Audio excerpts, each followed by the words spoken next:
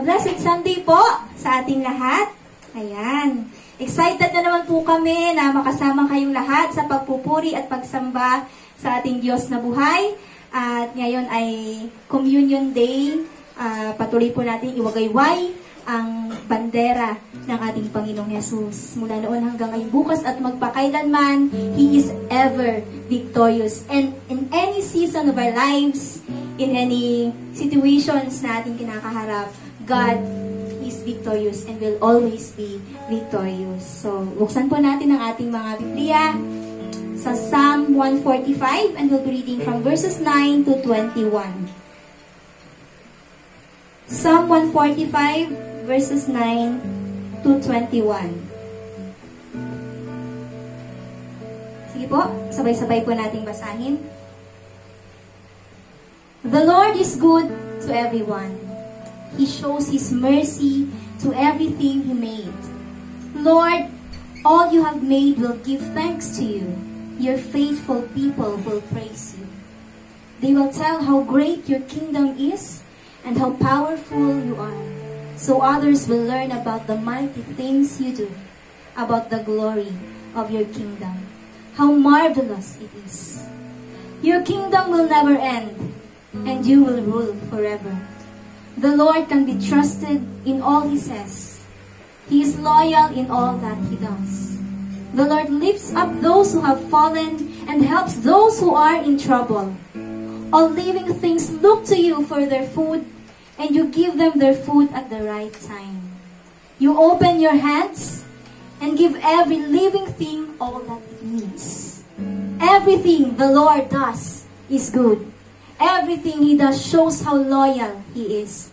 The Lord is near to everyone who sincerely calls to Him for help. He gives those who honor Him what they ask for. He hears their cries and comes to save them. The Lord protects everyone who loves Him, but He destroys all who do evil. I will praise the Lord. Let everyone praise Him, who alone is holy, forever and ever. Hallelujah. Hallelujah. Yes, God is good all the time, and all the time, God is good. Patuloy po natin siyang pasalamatan at papurihan habang tayo'y nabubuhay. All glory, all praises belongs to Him alone and alone. To Him alone. Hallelujah.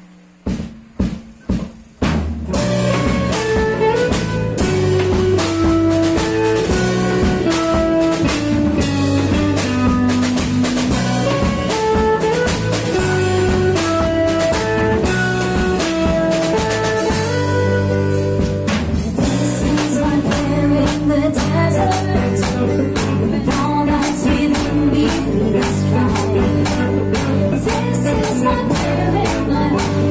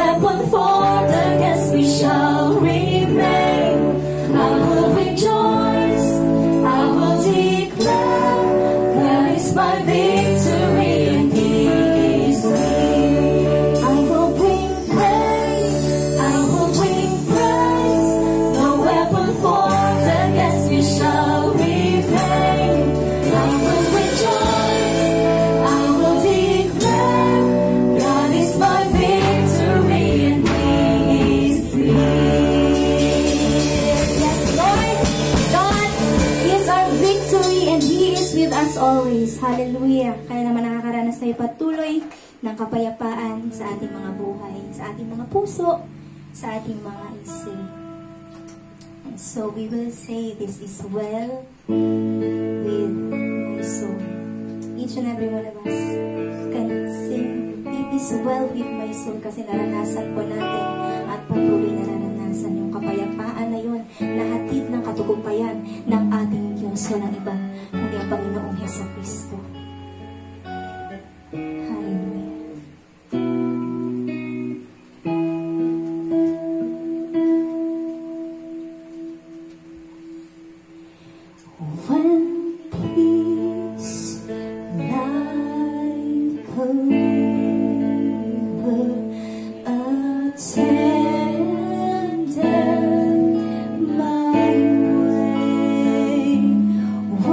So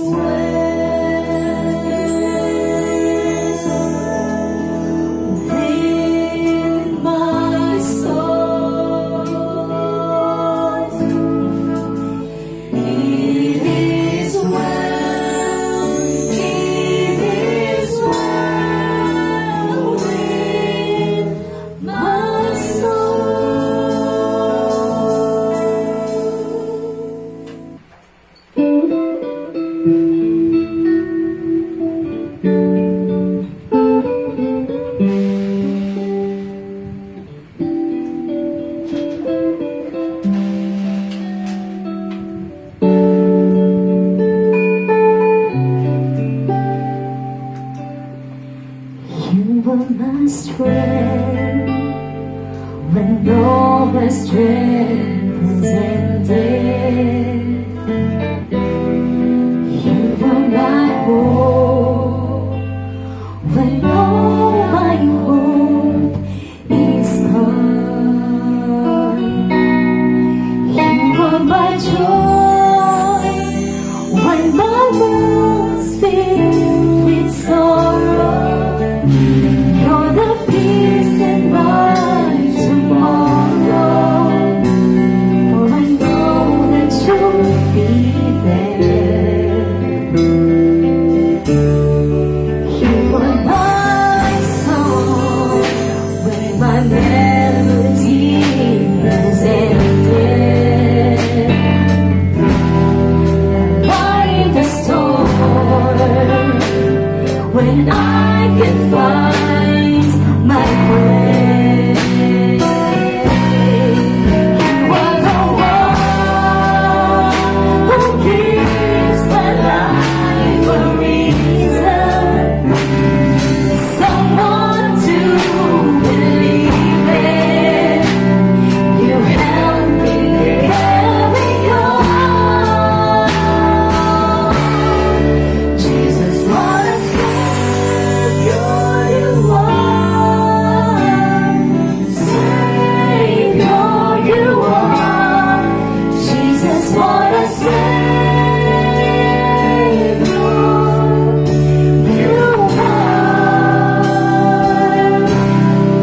You are my love when I need a place of refuge. And help reaching out when I stumble and I fall. You are my hope in every time and season. You are all I ever needed. Every time I fall, Jesus, what a Savior you are. Savior you are. Jesus, what a Savior you are. Jesus, what a Savior you are. Savior you are. Jesus, what a Savior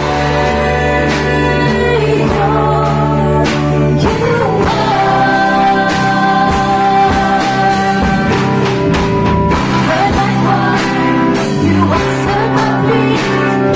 Give up your life, give me I'll take right to you. That's how I see my destiny. Jesus, what a Savior you are. Savior you are. Jesus, what a Savior you are. Jesus, what a Savior you are. Savior you are. Jesus, what a Savior you are. Jesus, what a Savior you are.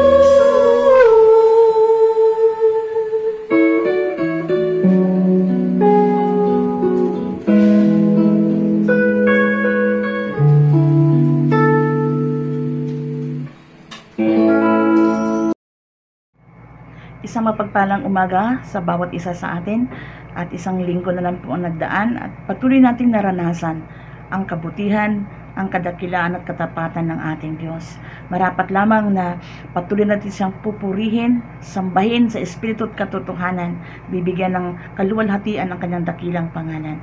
Bago po tayo magpapatuloy, tayo po panandaliang manalangin. Dakilang Diyos na makapangyarihan, maraming salamat sa umagang ito. Salamat, Panginoon, sa patuloy mong pag-aruga sa bawat isa sa amin, sa iyong ibayong pag-iingat, Panginoon, na isang linggo naman pong nakaraan. At kami po, Diyos, ay nakaranas patuloy ng iyong kabutihan at katapatan sa aming mga buhay.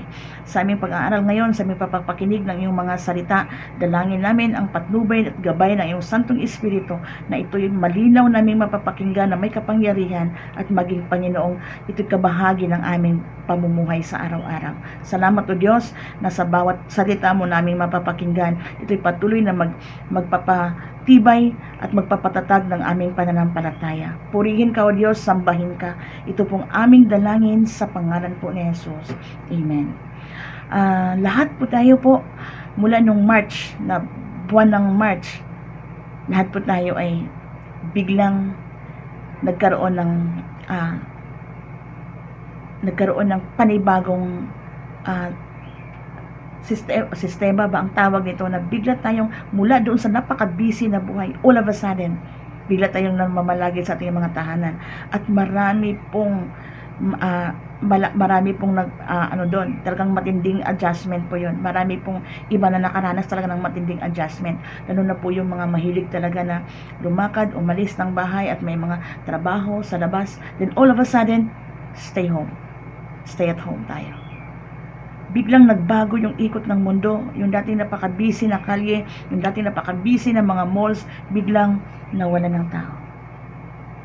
All of a sudden, change took place in the month of March. Mga estudyante hindi na po natapos yung pag-aaral, imbes may mga commencement exercises, hindi na po natutuloy. Lahat po, marami pong nakansela, marami pong dapat mga kasalan o mga celebrations na hindi po natutuloy. All of a sudden, para natigil doon sa dati natin nakagawian, then all of a sudden, bigla tayong na-contain sa ating mga tahanan. Change took place. Ngayong umaga, pag-usapan natin ang dalawang makapangyarihang bagay sa ating buhay na hindi natin kayang i-control. At walang iba po ito kundi time and change. Sa gusto natin sa ayaw, ang bukas ay hindi na natin maibabalik. Hindi natin control. Sa gusto natin sa ayaw, anong oras ngayon? Umaga. Pero sa gusto natin sa ayaw, hindi natin mapipigil ang pagdating o ang pagsapit ng hapon. Time, we cannot control time and even change. Hindi natin kayang baguhin o i-control ang pagbabago. Time is limited. Change is inevitable. Limitado ang time at ang pagbabago ay hindi po maiiwasan. So, paano ba natin ito gagawin? Kung hindi natin control, but we can manage time and change. Sa pamamagitan ng ano? Sa pamamagitan ng pagpaplano. Plan. We can manage time and change if we have plan. Tunghayan po natin ngayon ang aklat ng Santiago or James chapter 4. Babasahin po natin ang verses 3 to 17. Sige po. James chapter 4 verses 3 and 17. Now listen, you who say, today or tomorrow we will go to this or that city, spend a year there, carry on business and make money. Why do you not even know what will happen tomorrow? What is your life? You are a mist that appears for a little while and then vanishes. Instead, you ought to say, if it is the Lord's will, we will live and do this or that. As it is, you boast and brag, all such boasting is evil. Anyone then who knows the good he ought to do and doesn't do it sins. Sino po ang may sulat nito? Si Santiago or si James? Mayroong warning si James. Sabi ko nga ulit yung sinabi ko kanina, time and change, time is limited and change is inevitable. Ito yung dalawang makapangyarihang bagay na hindi natin makontrol, but we can manage change, time and change. We can manage time and change by making plans. Pero mayroong sinasabi si Santiago dito, may warning siya in making plans. Mga kapatid, napakahalaga po ang pagpaplano. Sabi nga po, marami pong sabi na if we plan to fail, if we fail to plan, we plan to fail. So napakahalaga po ang pagpaplano. At ang sabi ng Book of Proverbs, there is a plan in a man's hearts, pero it's the Lord's will that will prevail. So i-anticipate natin na itong dalawang makapangyarihang bagay na ito, ang time hindi natin control, i-anticipate natin na mayroong pagbabago. Wala po sigurong yung nakikinig sa akin ngayon, wala po sino makapagsabi na walang pagbabago. Ang ating physical may pagbabago, eternal nating pagkatao may pagbabago, ang ating paligid ay pagbabago. Even yung ating mga anak na dati-rati ay gumagapang pa lang, ngayon, ako, ang lalaki na. So, mayroong pagbabago, whether we like it or not, hindi natin control, but ito ay patuloy-tuloy na mangyayari. Time, ang panahon, at ang pagbabago ay tuloy-tuloy. Hindi natin control, but we can manage them through planning. Pero mayroon pong warning si James sa uri ng pagpaplano. Wala pong problema, napakahalaga po ang pagpaplano. And even, let's examine sa bawat panahon natin. Di ba, may time po tayong sinasabi. Ang time po nito ay, it might be decades in our lives. Pero ang whatever time mayroon man tayo, lahat ng ito, ang Diyos po ang may determine. Sabi niya sa Job 14 verse 5, man's days are determined. You have decreed the number of his months and have set limits he cannot exceed. Mga kapatid, bakit kailangan natin i-manage ang time? Hindi natin hawak ang time, hindi natin control. Psalm 90 verse 12, sabi ni Moses, teach us to number our days aright that we may gain a heart of wisdom. Napakahalaga na during sa time na sineset ng Panginoon sa atin. Anong sabi sa Job? Ulitin ko lang po. Job 14 and 14:5. Man's days are determined. Ang araw, hindi ilang years. Kaya pag nagbibilang tayo ng birthday, binibilang natin yung years. Pero mga kapatid, ang Lord, ang binibilang niya, days. Man's days are determined. You have decreed the number of his months. Diyos ang nag-decree ng months, number of months kung ilan. And have set limits he cannot exceed. Ito po yun. Pag tayo isilang, hindi natin alam kailan talaga yung exact day ng ating pagsilang. Kahit napakagaling pa yung medical person na magsasabi na, oh, ito yung day, o ito yung day, pero yung time, exact minute, exact hour, hindi talaga masasabi kung kailan. Kasi Diyos lamang ang nag-determine. Even our death. Maraming sabi, mamamatay na yan kasi ganito na, matindi na kalagayan yan. Pero hindi. Maraming ganon. Nagprolong pa ang buhay. Pero marami namang iba na akala natin mabubuhay pa ng mahabang panahon. Then all of a sudden, death comes. So, ibig sabihin, hindi talaga natin hawak ang panahon.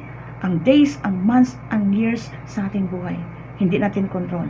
Pero mga kapatid, we can manage our time. And we can manage the change through planning. We can plan. Pero may warning po si Santiago. Anong sabi ni Santiago? May warning po siya. Now listen you who say, today or tomorrow, verse 13, we will go to this or that city, spend a year there, carry on business and make money. Why do you not even know what will happen tomorrow? What is your life? You are a mist that appears for a little while and then vanishes. Mga kaibigan, mga kapatid, napakahalaga ang pagpaplano. Pero sa pagpaplanong yan, una po, yung unang sinabi dito ni Santiago, na may nagsabi na, pupunta tayo sa ganito, pupunta tayo bukas sa ganyan, tayo ay magninegosyo, tayo ay magke-carry on ng business.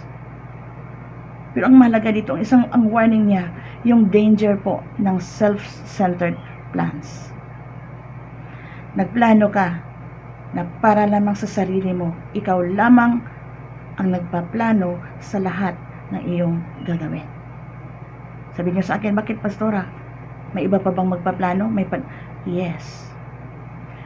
Ang warning dito ni James, ang sabi niya, Yung mga nagsasabi na pupunta tayo dito sa ganito, pupunta tayo bukas sa ganito, o today or tomorrow, spend a year there, carry on business and make money. Bakit? Sabi niya, alam nyo ba kung ano mangyayari sa bukas? Alam nyo ba kung ano ang buhay nyo? Hamog lamang kayo na nandyan sa madaling araw, ngunit sa pagsikat ng araw ay nawawala. So anong wisdom, anong practical, may practicality na pinapakita si Santiago rito. Kailangan sa ating pagpaplano ay hindi ito self-centered na pagpaplano, kung hindi ito ay God-centered plans. There's a danger in a self-centered plan. Why? Mga kapatid, napakahalaga po na mayroon tayong, ang ating pagpaplano ay kasama natin ang Diyos. Ang bawat plano ngayon po, marami pong nagpaplano. Pag mag-GCQ na, pag MGCQ na, ano ang gagawin? Then after the MGCQ, pag nag-new normal na, ang daming plano. Even the churches are planning now for the regathering or reopening of Sunday worships. Marami nagpaplano. Pero dito ba sa ating pagpaplano, isinaba ba natin ang Panginoon? Kinukonsider ba natin? Inilagay ba talaga natin sa ating plano ang Diyos? Marami nagpaplano. Itong unang binaybay ni James dito, na may nagsasabi na pupunta sila sa ganito at gagawa sila ng negosyo, so they will make money. Isinama ba talaga ang Panginoon sa plano ngayon? Napakahalaga po sa panahon natin ngayon. Alam niyo po ba, napakahalaga na isama natin ang Diyos. Why? We need wisdom. We need the guidance of the Holy Spirit sa buhay natin. Alam niyo po ba, marami ngayon, top leaders, top leaders ng nation, hindi na alam kung ano ang gagawin. Bakit? Maraming plano. Top leaders of the nation are planning paano maresolbahan, paano mapagtagumpayan, anong dapat i-sustain, anong dapat igamot, mayroon na bang ganito, paano natin makontrol. Alam niyo pa ba, maraming plano. Confused na po sila kung anong gagawin. Bakit? Nagpaplano na hindi kasama ang Diyos. Napakahalaga ang pagpaplano na kasama natin ang Panginoon. Bakit? Ang Diyos ang nag-determine ng days. Ang Diyos ang nag-determine ng months. Ang Diyos ang nag-determine ng years. Nararapat lamang na isang gudi natin sa Kanya ang ating mga plano. Naalala ko po sa Biblia, naalala niyo po ba si Moses? Anong kapayagan ng Diyos sa kanya? Deliverer siya ng bayang Israel. Pero yung 40 years niya, 4 decades ng kanyang buhay, in-spend niya saan? Sa Egypt. Sa poder ni Pharaon. Then all of a sudden, yung another 40 years niya, na-spend niya doon sa Midian, doon sa kanyang binana si Jethro, bilang para siya doon na, umalis siya sa Egypt, pumunta siya ng Midian. Why? Anong dahilan?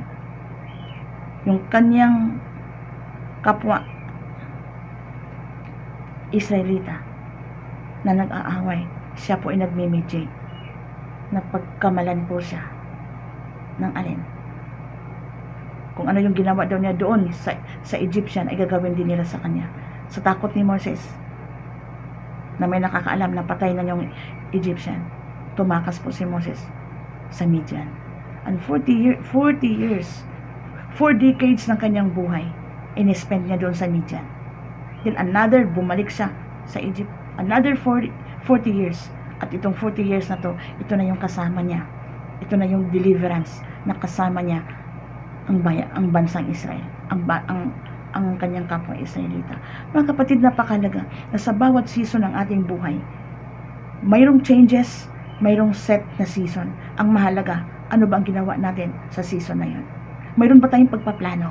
At yung plano na yun, kasama ba natin ang Diyos sa pagpaplano? Napakalagang maintindihan natin na kailangan natin ang wisdom. In times, sa panahon natin ngayon, napakalagang maintindihan natin ang season. Bakit nga ba nandito kami, Panginoon? Ano ba ang gagawin natin during the time of ECQ, MECQ, GCQ, MGCQ, and even towards new normal? Panginoon, sa bawat season, ano po ang aming nararapat gawin na magbibigay, na naaayon sa iyong kalooban at nagbibigay ng kaluwalhatian sa iyong dakilang pangalan. Sa bawat dekada, sa bawat season ng buhay, magbabago man ang season, ang ating puso ay nakaset. Hindi sa self-centered plan, kundi sa God-centered plan. Nalala niyo po si Daniel. Si Daniel po ay marami po sila na exile doon sa Babylon. Isa na po doon si Daniel. At habang nasa Babylon si Daniel, season yun, dekada yun ng buhay kung season yun ng buhay ni Daniel at ng kanyang mga kasama na nasa Babylon sila. Anong nangyari doon? Nasa Babylon, binago ang pangalan nila, babaguhin ang lingwahe nila, babaguhin ang kanilang pagkain. But Daniel, in that season of captivity, or in the season of exile, na natiling tapat sa Diyos. Sabi niya, I resolved not to defile myself doon sa pagkain na inoffer na royal food. Kahit anong season ng buhay, pag ang ating pagpaplano ay kasama ang Diyos, hindi po tayo mga kapatid malilihis, kundi magpapatuloy tayong nakadepende, na patuloy tayong ang ating plano ay hindi lamang nakasentro sa ating mga sarili, kundi nakasentro sa ating Diyos. Dangerous po ang self-centered plans. Kahit anong gusto mo, kahit ano pang mangyayari, kung ang yang makasariling plano na yan at hindi isinama ang Diyos, panandalian ka lamang magkaroon ng satisfaction at contentment. Pero pagkasama ang Diyos, doon mo makita ang kalooban ng Diyos na kumikilos na kasama sa plano mo. Dahil ang plano mo ay siyang plano ng Diyos. Kung iblagay mo ang Diyos, isama mo ang Diyos sa iyong pagpaplano. Mga kapatid, isa pa po si Daniel. Naintindihan ni Daniel, habang nandoon siya, exile siya sa Babylon, nagbabasa siya in the chapter 9 ng Daniel, nagbabasa siya ng aklat ni Jeremiah. At doon, sabi po doon, Daniel na chapter 9, Daniel chapter 9, babasahin ko lang po. In the first year of Darius, son of Xerxes, a Mede by descent, who was made ruler over the Babylonian kingdom. In the first year of his reign, I, Daniel, understood from the scriptures, according to the word of the Lord given to Jeremiah the prophet, that the desolation of Jerusalem would last 70 years. So I turned to the Lord God and pleaded with him in prayer and petition, in fasting and in sackcloth and ashes. Ano kamo? During the time ng exile, si Daniel patuloy na nagbabasa, patuloy na dumudulog sa salita ng Diyos. Kahit sa time ng kanilang exile, patuloy siyang ang kanyang buhay. Kahit sa season na yon, patuloy niyang idinudulog sa Diyos ang kanyang buhay. Kaya doon niya, habang nagbabasa siya ng aklat ng Jeremiah, nalaman niya na 70 years lang ang desolation period ng Jerusalem. So 60 plus years na, malapit na. So dumulog siya sa Diyos. Nag-ayuno siya, nagsuot siya ng pangsuot ng pang-ayuno at siya nanalangin. At mga kapatid, napakaganda. Pagkasama ang Diyos sa ating mga plano at kasama ng Diyos kahit anong season ng buhay. Hindi natin control ang time, hindi natin control ang season, hindi natin control ang changes. Pero pwede natin i-manage. Daniel was able to manage that season in his life. Anong nalaman ni Daniel? Anong natuklasan ni Daniel nung binasa niya ang Jeremiah? Natuklasan niya 70 years lang ang desolation ng Jerusalem. And they were that time nasa 60 plus na years. So malapit na. Kaya dumulog siya sa Diyos, humingi siya sa Diyos ng ayuda, humingi siya sa Diyos ng habag at awa, at humingi siya ng kapatawaran ng kanilang mga kasalanan. At sa Daniel chapter 9 verse 22 to 23, anong sabi? He instructed me and said to me, yung angel na pinadala, I have now come, sabi ng anghel, I have now come to give you insight and understanding. As soon as you began to pray, an answer was given, which I have come to tell you, for you are highly esteemed. Therefore, consider the message and understand the vision. Nang manalangin si Daniel, dahil kasama ni Daniel, isinama ni Daniel sa kanyang pag-manage, sa kanyang plano ng season ng kanyang buhay ang Diyos tumugon sa kanyang panalangin, nagpadala ng anghel, at ang sabi ng anghel, I have come now to give you insight. Mga kapatid, insight and understanding, napakahalaga sa bawat season ng ating buhay. Hindi po tayo malilihis, hindi po tayo madi-discourage pag naintindihan natin ang ginagawa ng Diyos during that season. Hindi po ang Diyos ay nanahimik lamang sa isang sulok. Ano yung ating pinagdaanan ngayon? Ang Diyos may ginagawa sa bawat isa sa atin, sa ating bansa, sa ating community, sa ating churches, sa buong mundo. May ginagawa ang Diyos. Kaya ang mahalaga nito, mayroon tayong pangunawa, mayroon tayong insight and understanding like Daniel. And Daniel prayed. At mga kapatid, ibinigay ng Diyos ang katugunan sa panalangin ni Daniel. Napakalaga. Maintindihan natin yung warning ni James. We should not make a self-centered plan, but a God-centered plan. Marami ngayong nagpaplano. Anong plano? Wala na tayong ano rito, wala na tayo, uwi na lang tayo ng probinsya, ganito na lang gawin natin. Marami na wala ng trabaho. Anong plano? Nagpaplano ka bang magnegosyo? Sa negosyo mo ba, isinasangguni mo ba sa Diyos?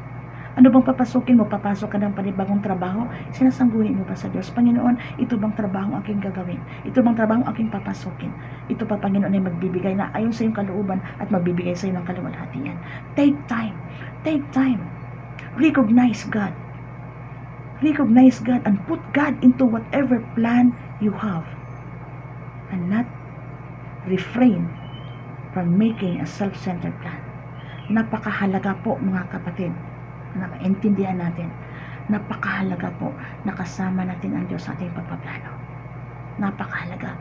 Doon po natin maranasan ang kanyang karunungan, ang kanyang direction sa ating buhay. Therefore, ano man ang ating dadanasin sa planong yon, kasama natin ang Diyos. Mayroon tayong masasandalan sa lahat ng oras. Hindi tayo nangangapa dahil mayroon tayong Diyos na pwedeng maasahan, katuwang sa planong yon. Refrain, avoid a self-centered plan, rather a God-centered plan. Pangalawa pong warning ni James. Ano sabi niya sa verse 16? May sinabi po si James sa verse 16. As it is, you boast and brag, all such boasting is evil. Ba, may plano. Pero ano bang uring plano yon? A self-sufficient plans. Bakit? Ako magawa nito, magaling ako. Nananagumpay na ako dati. Walang dahilan na hindi ko to magagawa dahil nagawa ko na to dati at ako'y nanagumpay na, kaya ngayon imposibleng hindi ako managumpay. Mga kapatid, that is a self-sufficient plan. That is a self-sufficient plan. Instead of doing a self-planning, a self-sufficient plan, kailangan po natin ang God-dependent plans. Nakasalalay tayo sa Panginoon. Sabihin man natin na nagana tayo ngayon.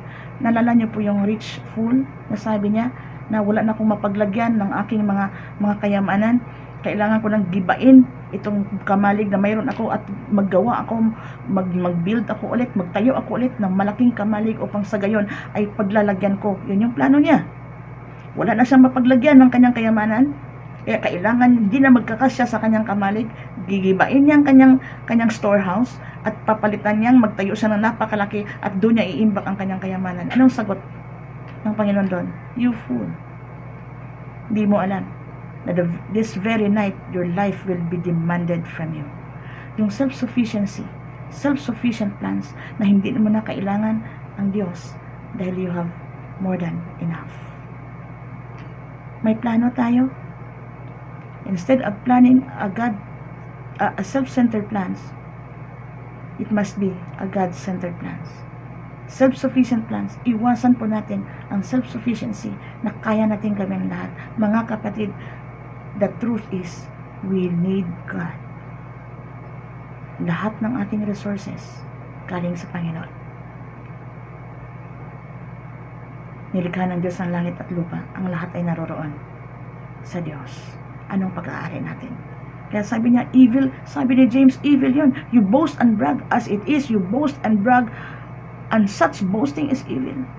Pag tayo pala ay magkaroon ng self-sufficiency na parang, nangyari ito dahil malakas ako, dahil magaling ako, dahil matalino ako, dahil magaling akong magplano. Mga kapatid, lahat pong yan. Ano sabi ni Santiago? Lahat ng boasting na yan, lahat ng pagbabrag na yan, pangalandakan na yan, ay hindi po galing sa Diyos, kundi galing sa evil. Kaya mga kapatid, iwasan po natin ang warning ni James, self-sufficient plans. Instead of having making a self-sufficient plans, we turn to God-dependent plans. Panginoon, if it is your will, Panginoon, nakasalalay kami. Ang aming paglago, ang aming buhay ay nakadepende sa iyo. Kahit saan pa tayo pumunta ngayon, sabihin natin maganda doon, dahil safety doon, secure doon, kahit saang lugar, wala na pong secure at safety. Isa lang po ang secure at safety, yaong pananahan sa presensya ng Panginoon. He who dwells in the secret place of the Most High shall abide under the shadow of the Almighty.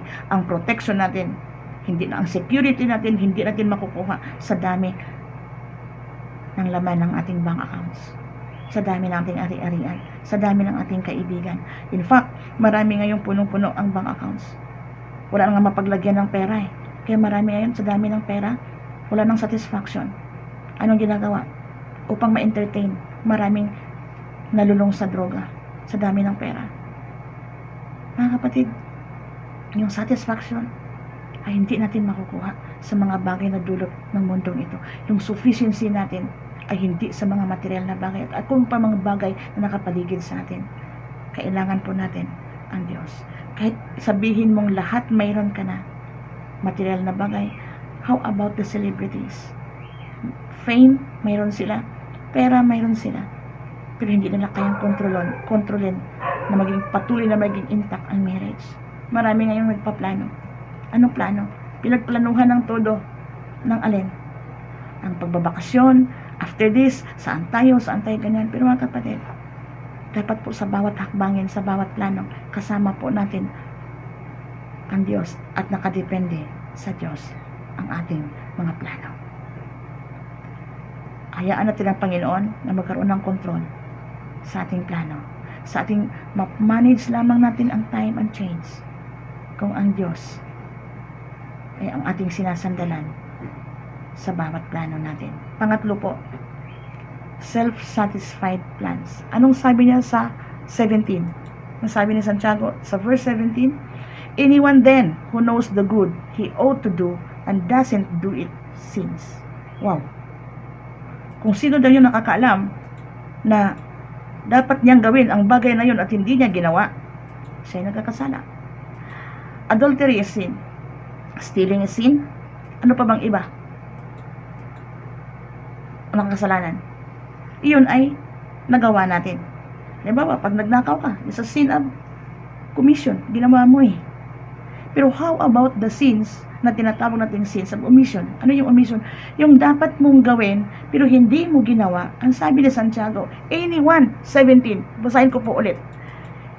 Anyone then who knows the good. Alam mo na dapat mong gawin yon, tama yon.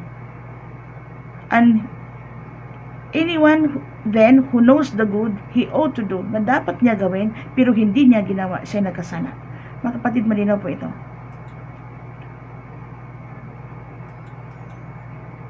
Self-satisfied plans. Tama na to. Satisfied na ako dito.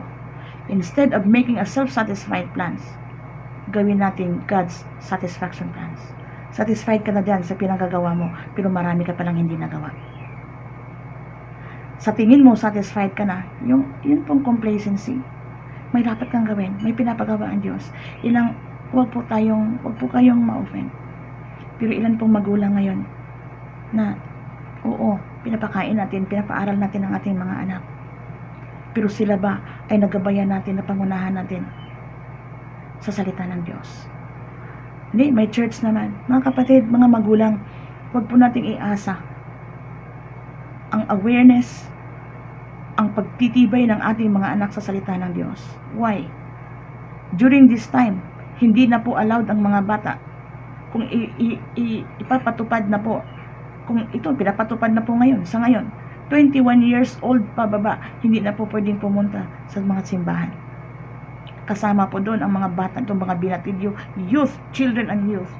Sino ngayon ang magtuturo sa kanila? Yung mga magulang na pinawalang bahala nyo lang ang kahalagahan ng salita ng Diyos at pinaubaya natin saan, kanino? Sa Sunday school teachers. This is now the time. Gawin natin ang ating role. Kailangan po, mga magulang, tayo po ang nangunguna sa mga salita ng Diyos para sa ating mga anak. May ipinapagawa. Ito yung sinasabi ni James na alam mo na may dapat kang gawin pero hindi mo ginawa. Pag may dapat kang gawin at hindi mo ginawa, ito ay nagtutulak sa iyong pagkakasala. Alam mong dapat mong gawin, alam mong dapat mong pangunahan. Kung ikaw man ay nakikinig ngayon, ikaw man ay isang kabahagi ng iglesia, ng simbahan. Pero ano pong encouragement sa atin? Tayo po'y makikiisa kung ano man yun ang mayroon ang iglesia. Pero marami po sa atin hindi nakikiisa, hindi naglilingkod. Wala lang po, pupunta lang po tayo ng Sunday, uuwi po tayo pagkatapos. Meron tayong dapat gawin. Isa pa po, meron tayong dapat gawin. Ang pagbababad at panalangin ay nararapat po natin gawin. Alam natin na good yun at right yun. Pero pag hindi natin yun ginagawa, tayo po ay nagkakasala. May sinabi po sa Thessalonians, pray unceasingly. Pag tayo tumigil sa panalangin na dapat natin gawin at pinawalang bahala natin to, taken for granted ito dahil sa ating complacency sa ating buhay, mga kapatid, tayo po ay nagkakasala.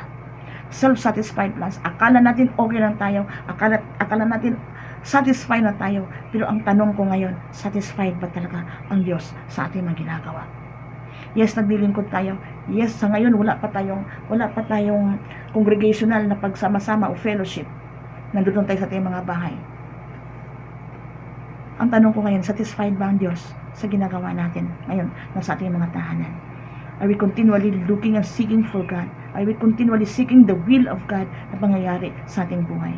Ulitin ko po, we can manage time and change kung mayroon po tayong pagpaplano. Hindi tayo mabubulaga. Mag-take place man ang new normal.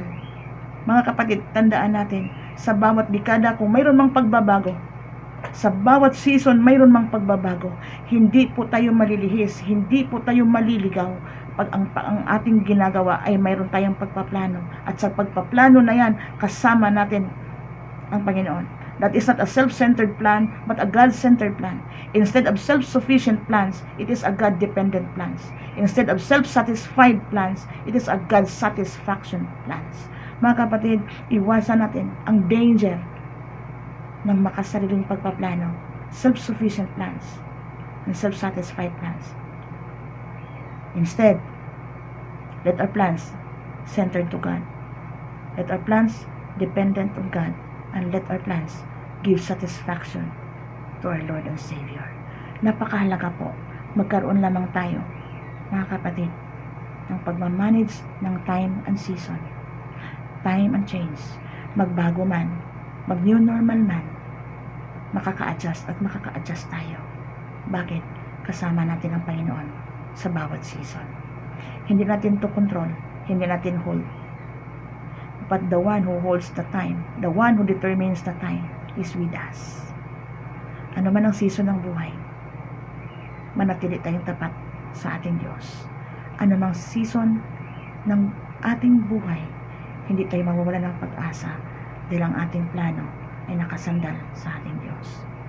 Ano mang pagbabagong mangyayari, malaking pagbabago man ang mangyayari, malaki o maliit, manatili tayong tapat sa Diyos. Kagaya ni Daniel, nanatiling tapat sa salita ng Diyos, nanatiling tapat sa pagsunod sa Diyos. Kaya nakikita, binibigyan siya ng insight. In times like this, kailangan natin ang insight and understanding. Kailangan natin ang karunungan. Sa panahong ito, mga kapatid, marami na pong nalilito, marami nang discouraged. Pero pag ikaw at ako, kasama mo ang Diyos sa plano mo, satisfied ang Diyos sa ginagawa mo. Kahit nagbabago man ang panahon, nagbabago man ang paligid, nagbabago man ang sistema o world system, mag-fail man yan, ang salita ng Diyos ay hindi mag-fail kailanman. The world system, the Bible says, will fail away, will fall away. The world system will fall away, but God's word will never fade away. Kaya napakahalaga sa panahon at sa season at pagbabago, napakahalaga ang pagpaplano kasama ang Diyos. Tandaan po natin, huwag natin kaligtaan, ang buhay natin ay sa Diyos. Narapat lamang na sa bawat adhikain, sa bawat hakbang natin gagawin, sa bawat natin tatahakin, kasama natin ang Diyos. Isang mapagpalang umaga sa bawat isa. Dalangin ko, ano man ang pinaplano mo ngayon sa iyong buhay, sa iyong pamilya, sa iyong trabaho, sa iyong churches, sa sa personal mong buhay. Take time to examine your plans. Kasama ba talaga ang Diyos sa mga plano mong yan? Dahil pagkasama ang Diyos, magkaroon man ng aberya along the way, mayroon at mayroon kang matatawag, mayroon kang pasasandalan, at mayroong ever-present help in times of need. Walang iba kundi ang Diyos. Muli, isang mapagpalang umaga sa bawat isa sa atin. God bless po.